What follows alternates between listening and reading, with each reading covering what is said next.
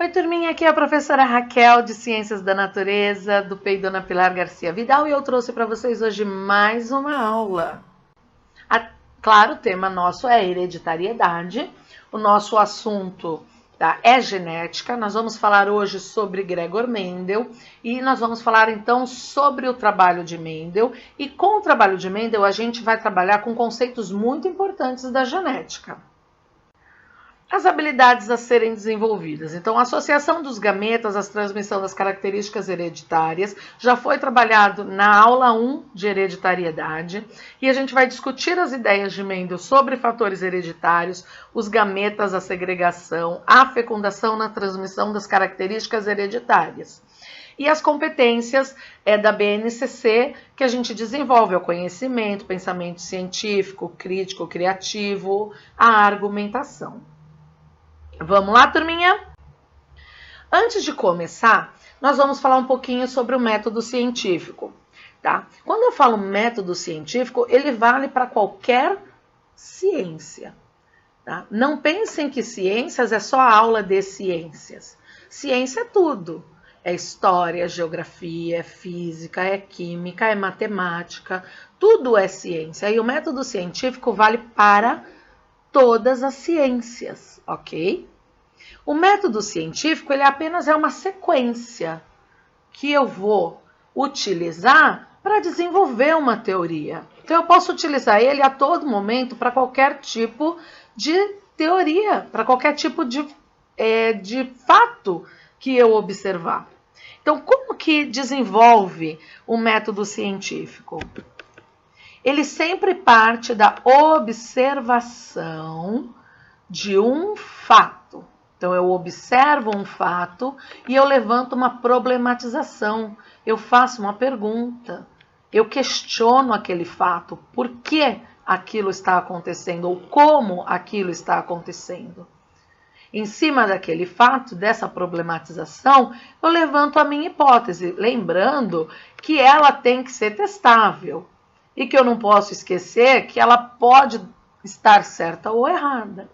Então, a minha hipótese, ela já é uma pré-teoria, quer dizer, eu vou estar testando, eu vou estar analisando, eu vou estar raciocinando sobre essa hipótese minha. Ela já é uma introdução à minha teoria, né? Então, toda teoria tem implicação, conclusão, permite previsões.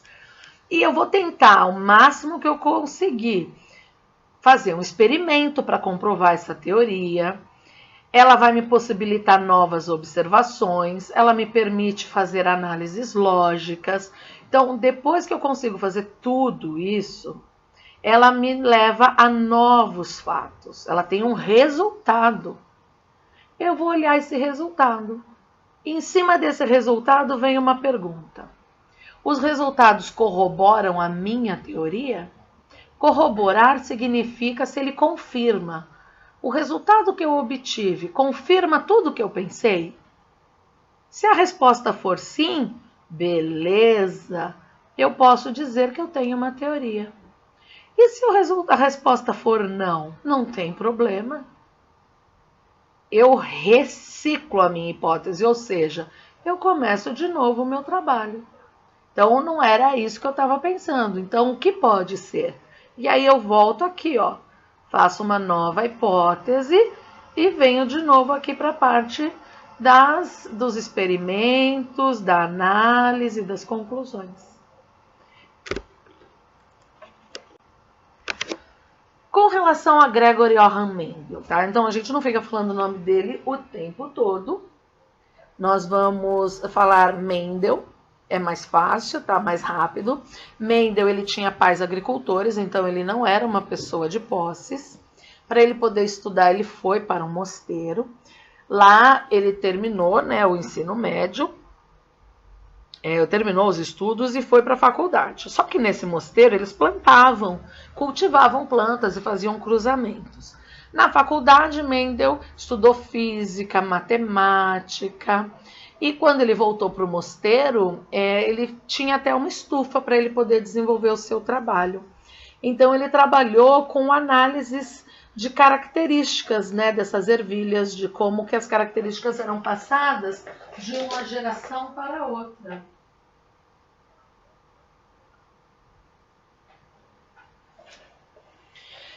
Mendel, ele fez todo um estudo com a ervilha da espécie Pisum sativum. E ele estudou 7 características. A ervilha ela tem uma coisa muito bacana, essa ervilha, porque ela não é cheia de variedades em características. Ela tem uma ou outra características. Olha que bacana. Então aqui, com relação à forma da semente, a semente pode ser lisa ou pode ser rugosa. A semente com relação à cor, pode ser amarela ou verde. A flor pode ser púrpura ou branca. A vagem pode ser lisa ou rugosa. A vagem pode ser verde ou amarela. A flor, a posição da flor pode ser axial, né? Axial significa assim, que sai pela lateral da planta, ó. Ou pode ser terminal, fica só na ponta, na extremidade, ó. E a altura, a planta pode ser alta ou a planta pode ser baixa. Então, no caso da ervilha, ela não tem essa variedade, né, de ter várias características diferentes. Então, facilita muito o trabalho. Então, por que Mendel trabalhou com as ervilhas? Planta de fácil cultivo e desenvolvimento em curto período. Então, isso era muito importante, né? Não ter trabalho para cultivar, ser fácil e ter resposta rápida. Produzia muitas sementes, então ele ia ter várias plantas para ele poder observar, né? Não ter um ciclo reprodutivo rápido. Ele podia controlar a fecundação dessas plantas e, principalmente, ele fazia autofecundação. Professora, o que é autofecundação? É muito importante entender o que é autofecundação e para o trabalho de Mendel foi fundamental. O que é autofecundação? Aqui, pessoal. Autofecundação é quando a planta fecunda ela mesma, tá? Então, Mendel ele conseguia manipular. Vocês estão vendo a flor? A flor da ervilha ela contém o órgão reprodutor feminino e masculino. Então, essa parte aqui que tem as pontinhas é a parte masculina. A gente consegue pegar a parte masculina com os grãos de pólen. E vocês estão vendo esse tubo aqui? É onde vem o ovário da planta, que fica aqui dentro, ó. Então, ele conseguia pegar os grãos de pólen e colocar aqui nesse tubo para que viesse para o ovário da flor. Então, autofecundação é você pegar a parte masculina e fecundar a parte feminina da flor. Então, com isso, ele garantia que não houvesse misturas. Então, você garantia que a planta mantivesse as suas próprias características. Para que a gente tivesse linhagens puras, era muito importante, né, a autofecundação. Garantia que ele tivesse plantas com... Garantia que ele tivesse plantas com as mesmas características. Então, para o nosso estudo, que eu vou explicar para vocês daqui a pouquinho, a autofecundação é fundamental. Para o trabalho do Mendel, também. Agora, a fecundação cruzada é para um segundo passo do trabalho de Mendel. Então, ele consegue manipular a fecundação da planta. Então, olha aqui, ó. Uma flor púrpura e uma flor branca. Então, são plantas com características diferentes. O que ele fazia? Ó, ele cortava a parte masculina, que são esses aqui que tem os pontinhos em cima, né? Ele tira todas essas partes masculinas e fica só com a feminina. Aí ele pega da outra planta os grãos de pólen da parte masculina e coloca na parte feminina dessa planta. Então, ele pega a parte masculina de uma planta e fecunda a parte feminina da outra planta. Então, ele garante uma fecundação cruzada, parte masculina de uma com feminina de outra. Então, ele está misturando características com certeza. Tá? Então, essa manipulação na fecundação das plantas também é importante para o trabalho do Mendel. Para a gente trabalhar, nós vamos escolher uma característica. E aí a gente não vai se perder, a gente vai seguir com essa característica. Então, nós vamos escolher característica, cor da ervilha. A cor da ervilha pode ser amarela ou verde. Então, nós vamos trabalhar com isso. Qual foi o primeiro passo de Mendel? Vou primeiro estabelecer as linhagens puras. Ele levou umas 6 gerações para ter certeza que aquela linhagem era pura. Então, o que ele fez? Ele autofecundou a amarela com ela mesma. Então, por autofecundação, durante 6 gerações, até que ele só tivesse as sementes amarelas. Aí ele falou, bom, aqui eu tenho uma linhagem pura, somente plantas puras. A mesma coisa ele fez com a verde. Então, amarela com amarela, autofecundação, amarela, uma linhagem pura. A verde a mesma coisa. Verde, autofecundação com verde, nasceu só verde. Então, ele tem uma linhagem pura. Então, durante 6 gerações. A partir do momento que ele falou, bom, agora eu tenho 2 puras. O que é que eu vou fazer? Então, agora ele falou, agora eu tenho 2 grupos de linhagem pura. O que é que eu vou fazer? O que será que ele fez?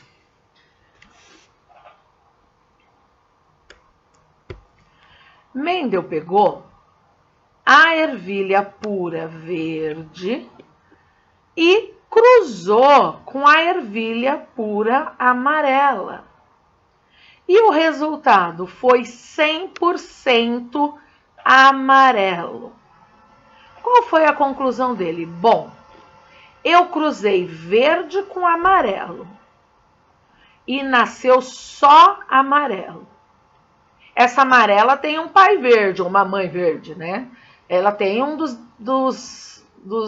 pais verdes. Então, ela não é pura. Mas o amarelo foi o que predominou. Então, o amarelo é mais forte do que a verde.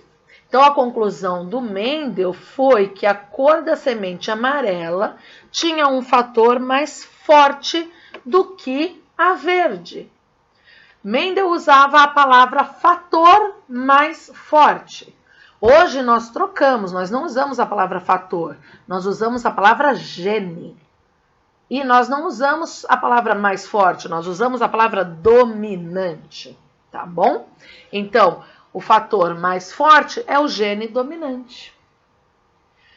O que é o gene dominante? Dominante, né, é o gene que tem a sua característica que prevalece. É o que a gente chama, né, o que Mendel chamou de mais forte. E o recessivo é aquele que não prevalece. Professora, é fácil determinar se uma característica é dominante ou recessiva? É fácil. Por exemplo, vamos olhar as pessoas na rua.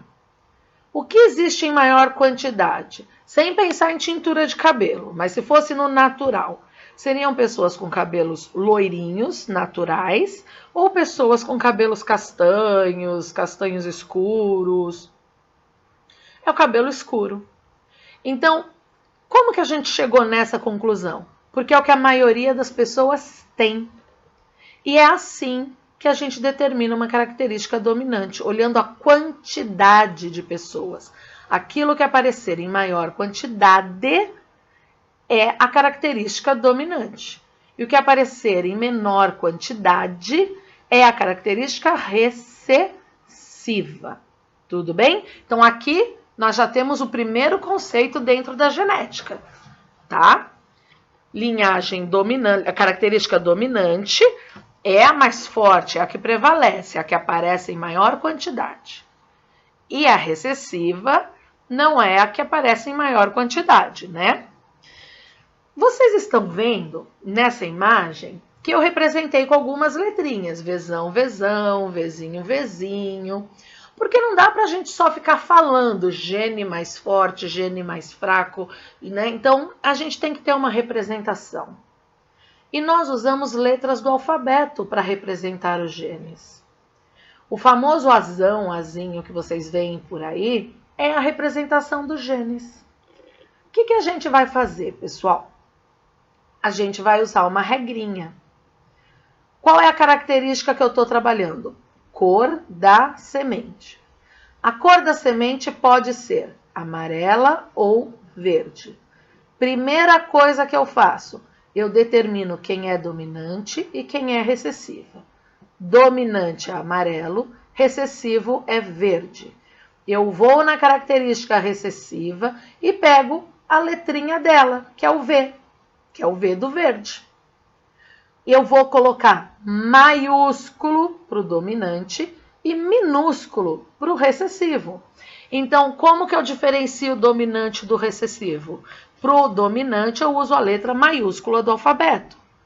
E para o recessivo, eu uso a letrinha minúscula do alfabeto. Então, voltando aqui, olha só. Tá? Vzinho, Vzinho é o minúsculo. Vzão, Vzão é o maiúsculo porque é dominante. Professora, por que tem dois Vzão, Vzão e não só um? Pessoal, quando a gente tem a fecundação, não uniu um gene do pai e um gene da mãe, então eu tenho que representar o par, tá? Então, por isso que eu uso duas letrinhas, tá? E por que eu posso colocar Vzão, Vzão aqui? Porque eu disse para vocês que essa é uma linhagem pura. Então, desde o começo, eu bati na tecla da linhagem pura. Uma linhagem pura, ela não tem mistura. A linhagem pura, obrigatoriamente, tem os genes iguais. Se é dominante, é a letra maiúscula. Então, tem que ter dois genes, porque representa pai e mãe. Como é dominante, é o maiúsculo. Então, Vzão, Vzão. A outra característica é recessiva. O recessivo sempre é o parzinho minúsculo. Vzinho, Vzinho. Nós aprendemos que na meiose a gente divide os gametas, né? Então, o espermatozoide óvulo não carrega dois genes, carrega um só. Como aqui os são iguais, a gente colocou só um, só para representar, tá bom? Mas é porque eles são iguais. Aqui é a mesma coisa, tá? Eles são iguais, por isso que eu pus só um. Quando eu faço a fecundação, esse Vzão junta com esse Vzinho. Então, essa plantinha que nasceu toda amarela, 100% amarelo, o gene dela, o parzinho de gene dela é Vzão, Vzinho. Professora, ela é amarela, mas ela tem o gene Vzinho. Lembra do dominante? Tem o gene dominante. Prevalece a característica do dominante. Então, eu tenho Vzão, Vzinho. Por que não é verde? Porque prevalece a característica do dominante, que é o Vzão. Então, ela é uma semente amarela, não é pura, porque ela carrega o gene do Vzinho. Mas a cor dela é amarela, porque ela tem o gene dominante para a cor amarela. Ela só vai ser verde se ela for o parzinho Vzinho, Vzinho. Aqui, para mostrar para vocês e brincar com vocês um pouquinho, porque eu acho que quando vocês andarem na rua, vocês vão olhar as características das pessoas, né? Então, algumas características dominantes que a gente tem no meio da população. Então, aqui o lobo da orelha, tá? O lobo da orelha pode ser lóbulo solto, é aquele que faz a curvinha, é o que existe na maioria das pessoas, então é dominante. Existem também as pessoas com lobo aderente, ó, que não faz a curvinha, é uma característica recessiva. O cabelo escuro é a característica dominante. O cabelo clarinho, que é o loiro natural, não é tingido, é recessivo. Ah, o cabelo aqui é muito legal também, tá? O cabelo assim, que faz um desenho reto na testa, tá? Essa inserção retilínea, cabelinho reto, aqui é recessivo. O cabelo que faz um biquinho, a gente chama bico de viúva, tá? É normal aparecer em mulher e em homem, viu, gente, essas características. O bico de viúva é dominante. Sardas é dominante. Enrolar a língua é dominante. Não conseguir enrolar é recessivo. Aqui também, ó, a face num desenho oval é dominante e num desenho quadrado é recessivo. Pigmentação da pele. Não importa o tom da pele, pigmentação normal. E o albino, que é a ausência de pigmentos, olha, a sobrancelha também, né? O cabelinho. Então, o albino é recessivo. E aqui, de novo, olha só, o bico de viúva, que é dominante, e aqui a inserção retilínea, que é o retinho, né? É recessivo. Aqui eu volto um pouquinho no cruzamento anterior e a gente vai avançar. Dá só uma olhada que bacana, tá? Então, aqui o amarelo puro com o verde puro.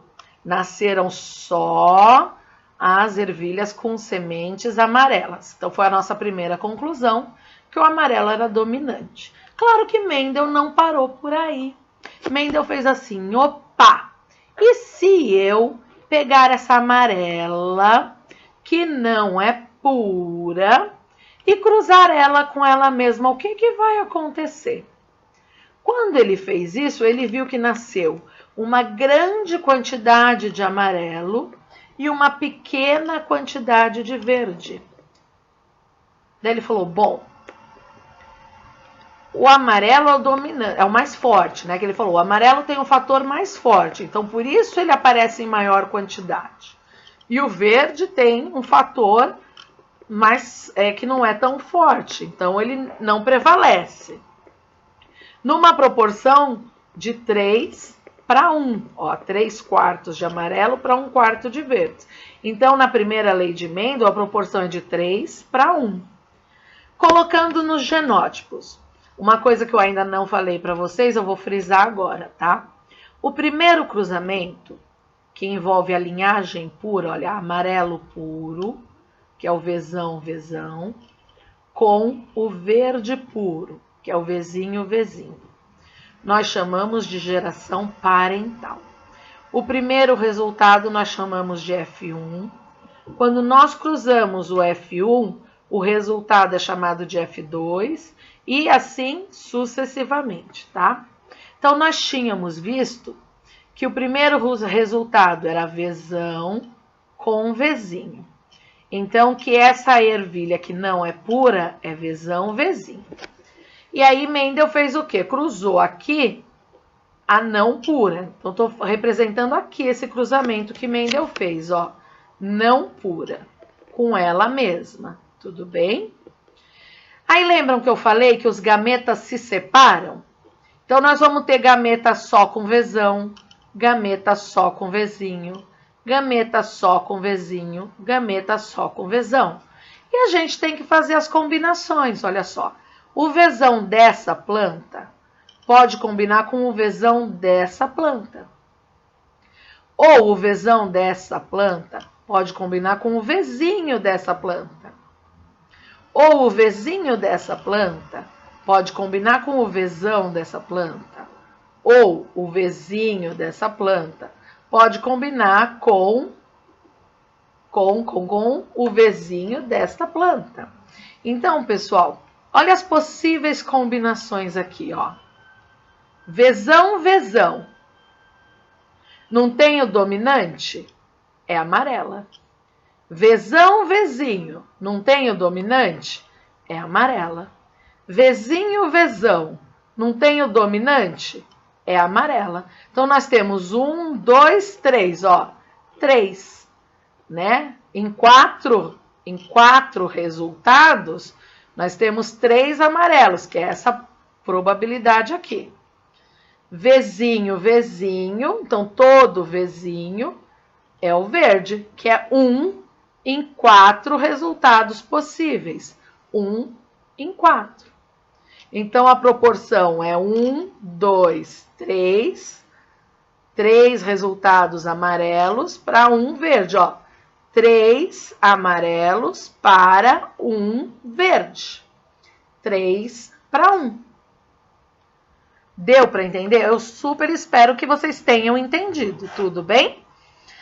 Tá, pessoal? Então, voltando aqui, ó. Aqui em cima foi o primeiro cruzamento das ervilhas puras. Quando cruzou as ervilhas puras, nasceu só amarela. Só que já não era uma amarela pura. Por quê? Porque carregou o Vzinho. Lembrem-se, eu tenho o gene dominante e o recessivo. Prevalece a característica do dominante. Por isso que o Vzinho, a cor é amarela. Porque tem o gene dominante. Então, Vzão, gene dominante Vzão, é amarela. Vzinho. Carrega o gene Vzinho, mas ela tem o gene dominante Vzão. Cor do dominante, amarelo. Só vai ser verde quando tiver o parzinho recessivo. Vzinho. E aqui eu preciso entrar com vocês em mais algumas definições da genética, tá? Aqui eu coloquei de novo o cruzamento, só que ao invés de fazer as setinhas, eu montei uma tabela. Olha só, pessoal. Então, a ervilha que tem o genótipo Vzão, Vzinho, eu posso, ao invés de fazer aquelas setinhas, eu posso montar uma tabela, ó. Vzão, Vzinho. Vzão, Vzinho. E aí eu vou combinando Vzão com Vzão, ou Vzão com Vzinho, ou Vzão com Vzão, ou Vzinho com Vzinho. Aqui as cores estão invertidas, tá, pessoal?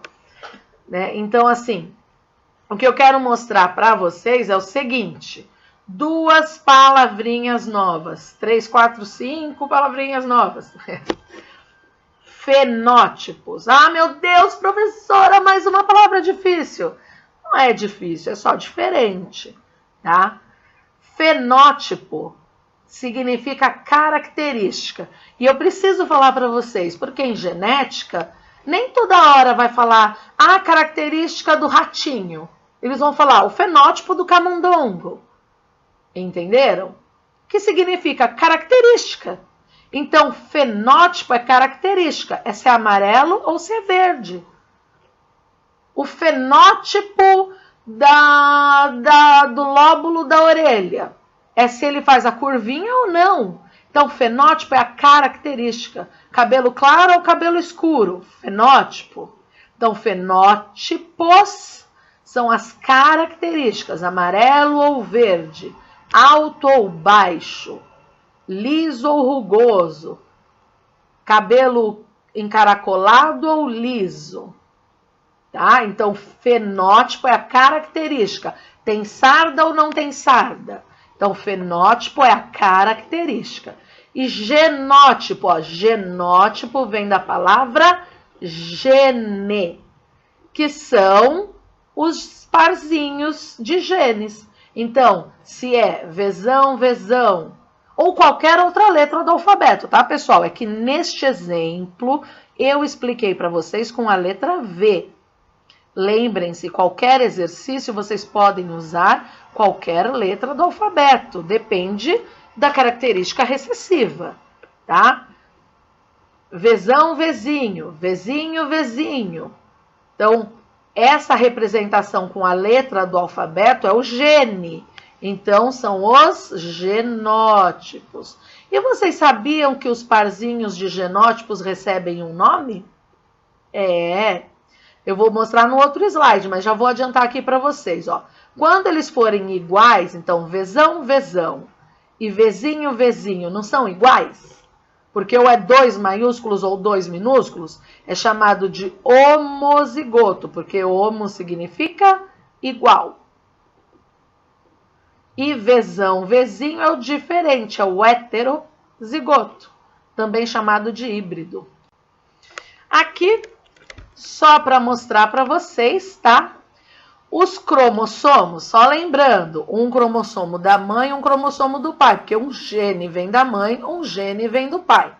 Aqui é para mostrar para vocês que eu posso usar qualquer letra, tá? Então aqui, ó, azão, azão, vezão, vezinho, Fzinho, Fzinho. Então, as letrinhas representam os genes, que são genótipos, tá? Eu posso representar com letras do alfabeto. Tudo bem? Duas letras maiúsculas ou duas letras minúsculas são os homozigotos. Mas, se eu só falar homozigoto, como que eu vou saber se é o maiúsculo ou se é o minúsculo? Então, eu preciso acrescentar. Homozigoto dominante é o maiúsculo. Homozigoto recessivo é o minúsculo. E o heterozigoto, que também é chamado de híbrido, é o que tem maiúsculo e minúsculo. Tudo bem? E aqui o enunciado da primeira lei de Mendel, que com tudo isso, a única coisa que ele descobriu é que os gametas separam-se, né? Quando a gente está formando os gametas, os genes se separam. Eu não carrego dois genes. O gameta ele vai carregar ou o gene do pai ou o gene da mãe, para quando ter a fecundação, a gente poder ter as diferentes combinações, né? Cada um só transmite um gene para os seus descendentes, tá? Então, todas as características de um indivíduo são determinadas por genes que separam-se na formação dos gametas. Então, o pai só vai carregar metade dos seus genes e a mãe metade dos seus genes. Vamos treinar? Lembrando que isso aqui é um vídeo, eu passo o exercício e dou a resposta. Então, se você quer treinar, você tem que dar uma pausa no vídeo. Aqui, pessoal, são 3 afirmações, onde vocês vão ter que me dizer quais afirmações são verdadeiras. Um estudante, ao iniciar o curso de genética, anotou o seguinte. 1. Cada caráter hereditário é determinado por um par de fatores, e como estes se separam na formação dos gametas, cada gameta recebe apenas um fator do par. 2. Cada par de alelos, quem não sabe, alelos são os genes, tá? Genes alelos ocupam os mesmos locais nos cromossomos. Presentes nas células diploides, separa-se da meiose, de modo que cada célula haploide só recebe um alelo do par. 3. Antes da divisão celular se iniciar, cada molécula de DNA se duplica e, na mitose, as duas moléculas resultantes se separam, indo para células diferentes. A primeira lei de Mendel está expressa em quais afirmações? Então, pausem o vídeo, porque eu vou dar a resposta. Afirmação 1, ela está correta. Por quê? Porque cada caráter hereditário é determinada por um par de fatores, ou seja, um par de genes, que se separam quando se formam os gametas. Então, cada gameta só recebe um só gene, não o par. Né? Lembram que eu falei?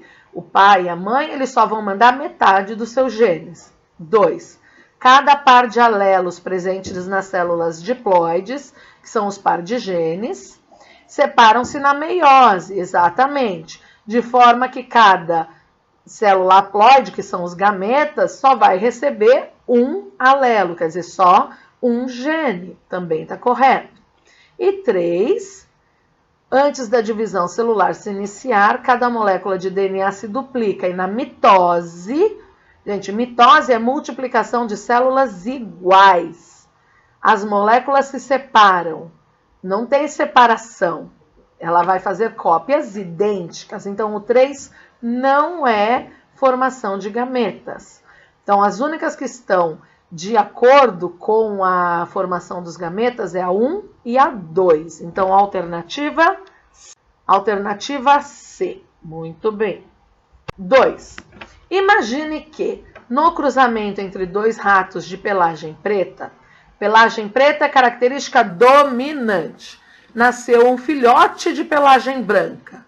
Ao observar esse fato, podemos afirmar que A. Os pais do rato branco são heterozigotos. B.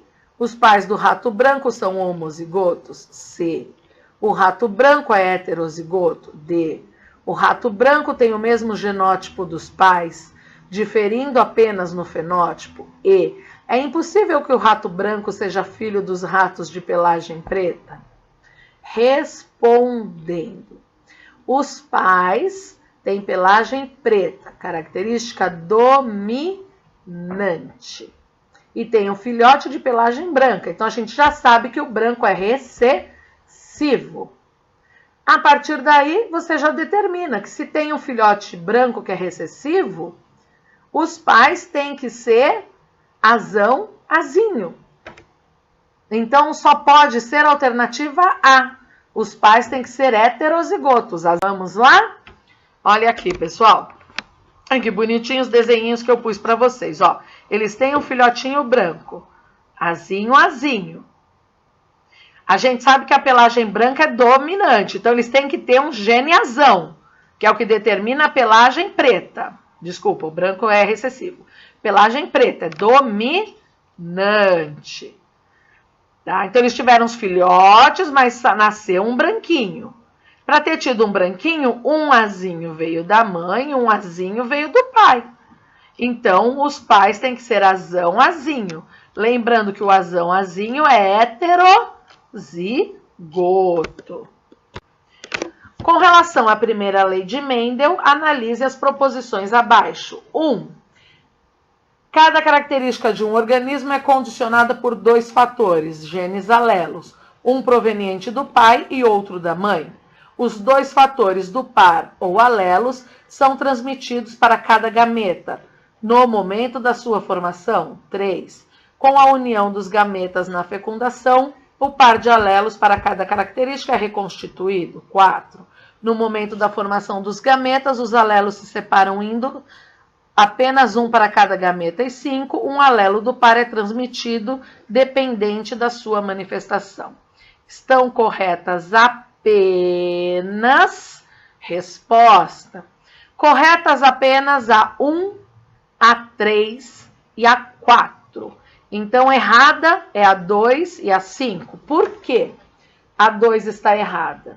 Os dois fatores do par, ou seja, os dois genes do par, são transmitidos para cada gameta? Não. A gente sabe que só vai um gene e não os dois. Então, tá aí o erro. 5. Um alelo do par é transmitido dependente da sua manifestação.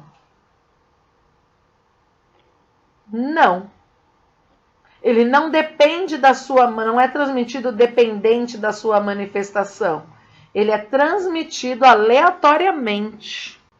Então, a alternativa C é a correta, uma vez que a afirmativa 2 e a 5 estão erradas.